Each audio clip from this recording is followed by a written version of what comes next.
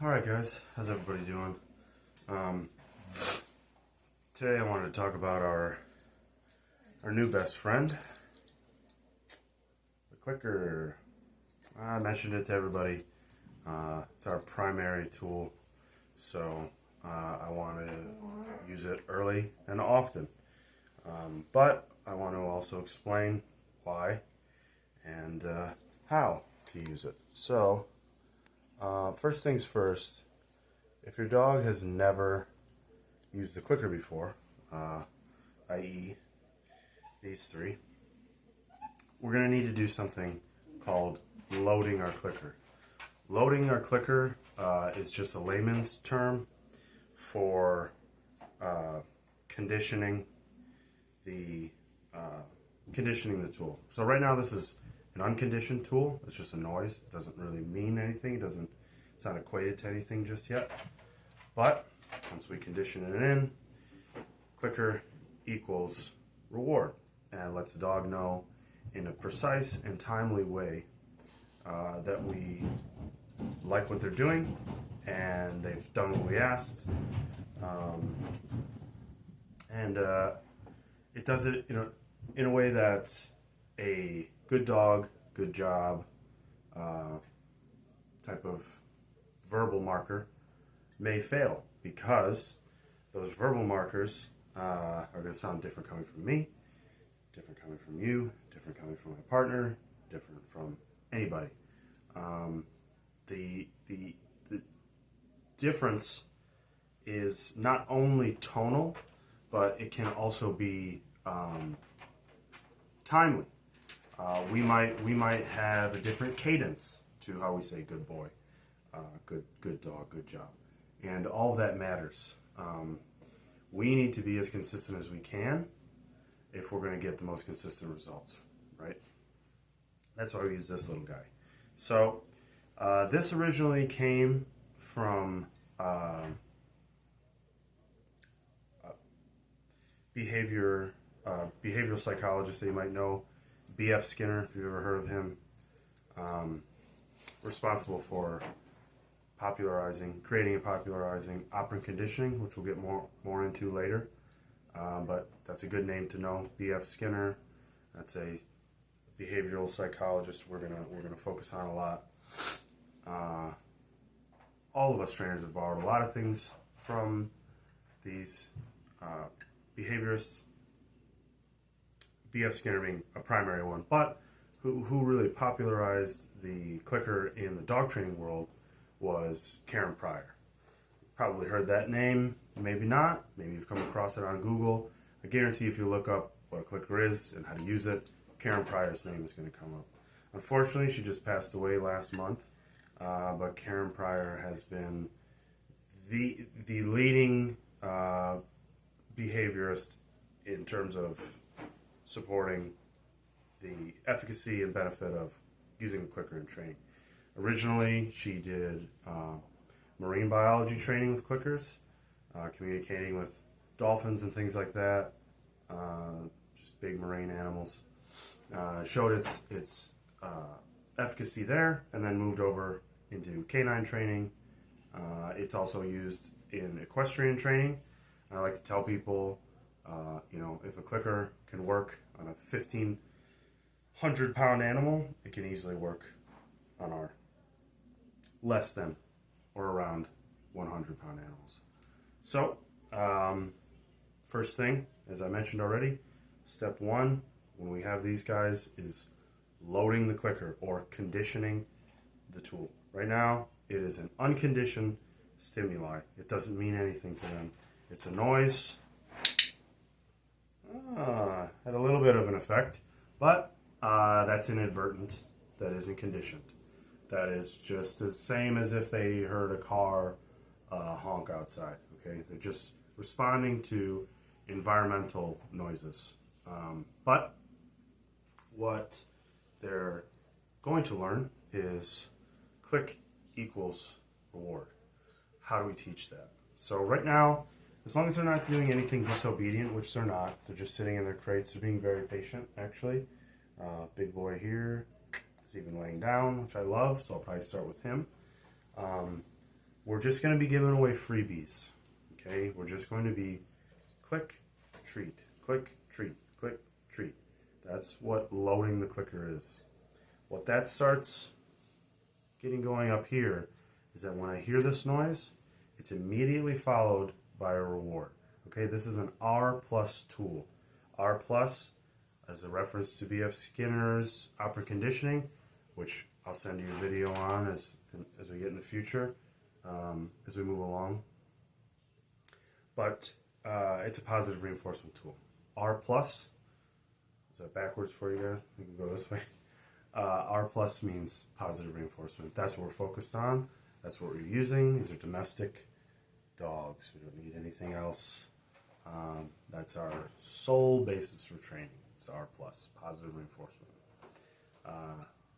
This is the main torch for representing positive reinforcement with the clicker. You have to get used to it. You have to get your timing right. Practice, practice, practice. You can get one before they're home, and you can still practice even without a dog. Just get your timing down. Okay? But as I mentioned twice already, we're going to start with loading it. So have treats in your pocket ready. And just make sure when you're doing the loading that you're not inadvertently reinforcing that. The whining, any type of pawing at the crate, obviously barking, we're not going to click treat for that. Now, we're not necessarily expecting anything of the dog yet in the loading process. It is just a conditioning exercise, but we just need to make sure we're not accidentally reinforcing bad behavior. So I'll lay down like that. See what happened right here is a beautiful thing. Okay, we gave nothing to the whining and the pining for our attention. We ignored. We kept our calm demeanor and our voice and our energy this way. And the dog self-soothed. Teddy laid down. That's a self-soothing tactic. That's beautiful. And that's something I am going to mark a reward for. And big guy back here, sitting down nice and leisurely against the back of the crate. Let's see, Jasper also laying down.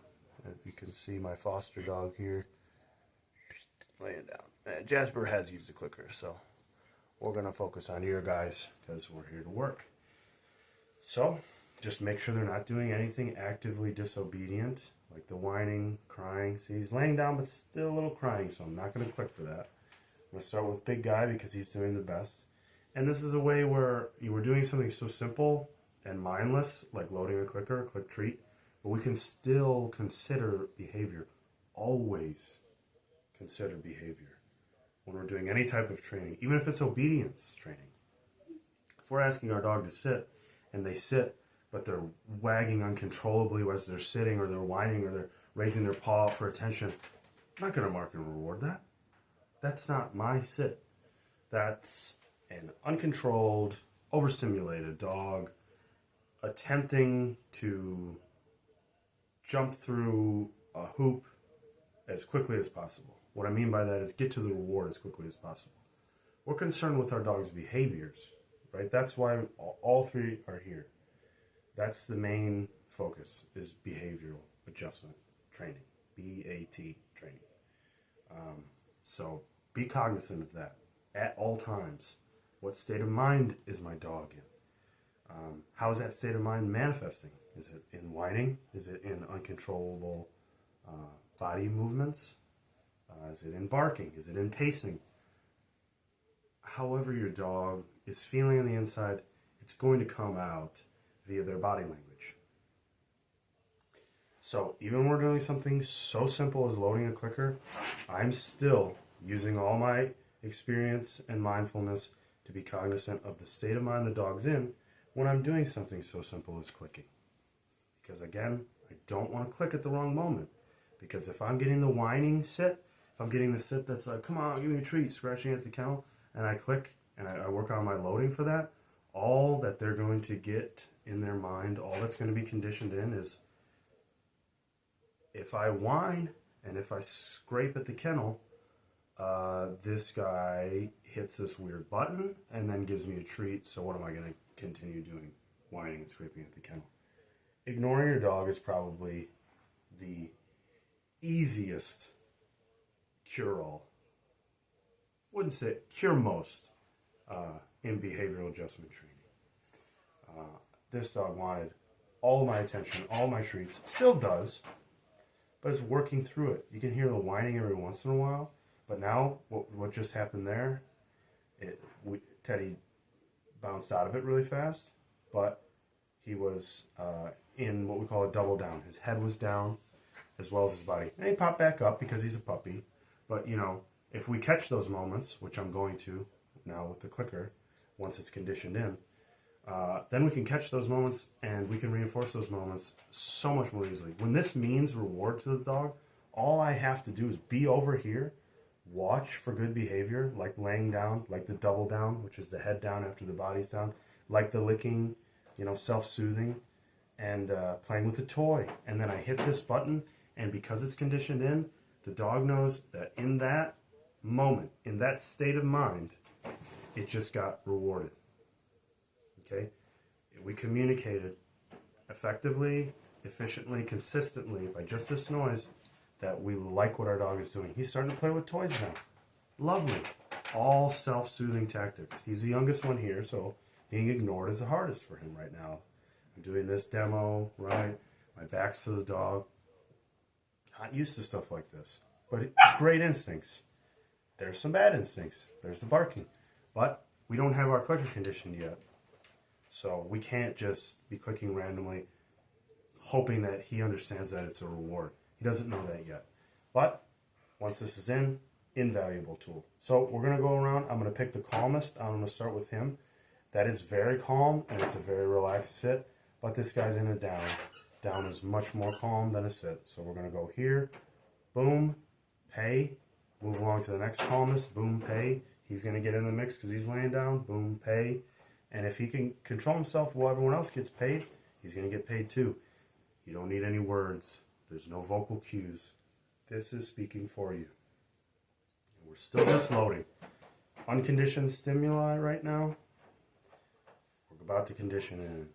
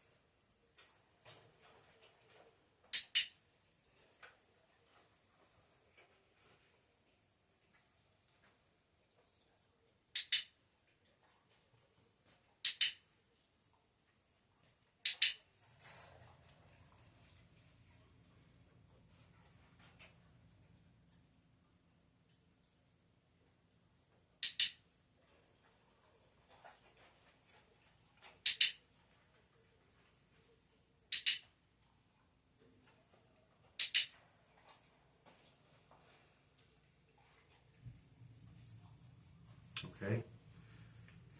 Keep it simple. Keep it calm. Keep it routine. And a little bit mechanical right now. Okay? We're not implementing our emotions in this exercise because we don't want to feed into that. Okay?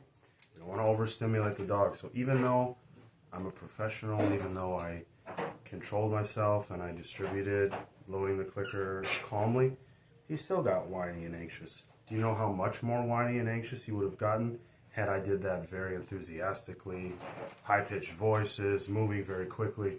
No. No. ABC, right? Always build calm. That's what we're focused on here. That's what behavior adjustment training is all about. If you have a calm dog, you have a dog making much more informed decisions, much better decisions. Because in a calm state of mind, just like us, they can observe the world better. And by better, I mean more accurately. So whether that's big boy there with his resource guarding displays, if he's in a calm state, he can gauge whether or not there is a threat to a resource. If he's in a calm state, he can deal with being crated while someone is around not paying attention to him. He can self-soothe. Mr. Man here on the end, pretty good in a crate, but again, the most calm we can be. He's going to have to go back to an environment with other dogs he hasn't met or hasn't spent a lot of time with, trying to read their body language and gauge how to be around them in a hyper state of mind. Not the easiest thing to do. In a calm state of mind, good boy. Yawning is a sign of releasing stress. We reward for yawning. In a calmer state of mind, dogs can make better decisions. ABC, always build calm. Always be calm as well. Us, right?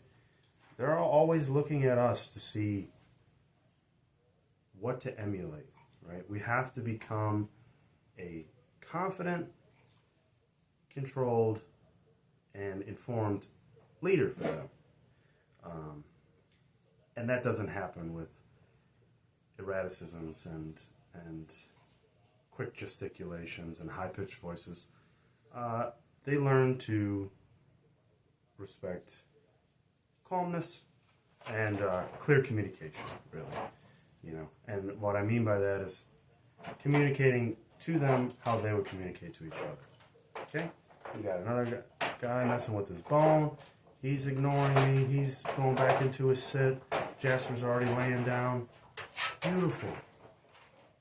You don't want them to, you know, hey, this guy's here. He usually trains with us. We're probably going to get treats. Let's freak out. If they all just got treats, which they did in a calm state of mind, then what are they going to present to you to get more treats, to get more pets, to get more praise? They're going to present calm behavior because that's what we've rewarded. So remember that. Get your clickers. Any brand is fine. Get a bunch of them. Leave them all around. I always lose mine.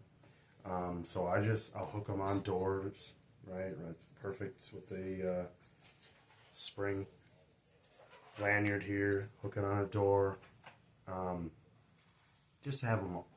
You can't overuse it as long as you're using it properly. So place them all around your house. Get really good with your timing, and be very cognizant of what you're rewarding. I would not click and treat right now because you hear that little Tweety bird? There's no need to even engage with that. Always start with the least intrusive, least invasive method if we're going to work behavior. And that's just ignoring them. Let them work it out. They're going to take that lesson a lot further if they figure it out for themselves. If they problem solve for themselves how to calm down, perfect. How to self-soothe, how to lay down, how to turn his back to me and ignore me and relax. If he learns that versus me going, shh, quiet, enough, with the whining, tenfold the benefits, right? He figured it out. He put the pieces together. We don't want to force behavioral changes. We want to encourage them to experience change their own way, to problem solve, to figure out in moments of stress, in moments of confusion, in moments of not getting my way, how to respond appropriately and how to get something out of it still. He's getting a lot out of this. He's still playing. He had the toy going. He's laying down. He's back to laying down. He's back to being completely relaxed in the crate. He's back to laying down. Almost 10 out of 10. Teddy's the most active because Teddy's the youngest. That's okay. We don't need to apply extra, verbal markers to that. Just ignore. Let him problem solve. And remember, ABC when we're loading these, right? Let me know if you guys got any questions. Thanks.